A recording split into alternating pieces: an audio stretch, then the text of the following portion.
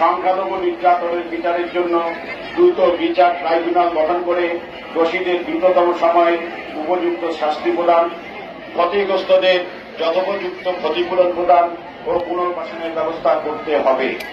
দাবি নাম্বার 1। দাবি নাম্বার 2, অনতিবিলম্বে সংখ্যালঘু সুরক্ষা আইন প্রণয়ন করতে হবে। দাবি 3, সংখ্যালঘু বিষয়ক মন্ত্রণালয় গঠন করতে হবে এবং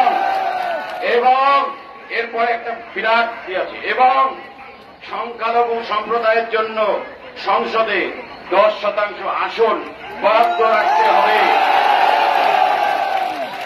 দাবি নাম্বার 4, হিন্দু ধর্মীয় কল্যাণ ট্রাস্টকে হিন্দু ফাউন্ডেশনে উন্নীত করতে হবে।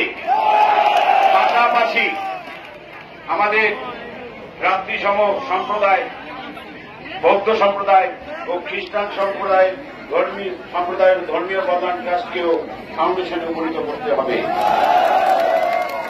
দাবি নাম্বার 5, দেবত্ব সম্পত্তি পুনরুদ্ধার ও সংরক্ষণ আইন প্রণয়ন এবং অর্পিত সম্পত্তি প্রত্যর্পণ আইন যথাযথ বাস্তবায়ন করতে হবে।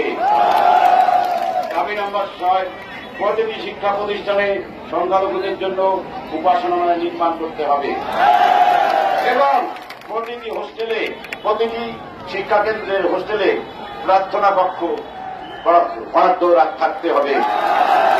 দাবি নাম্বার 7, সংস্কৃত ও পালি শিক্ষা বোর্ড আধুনিকায়ন করতে হবে।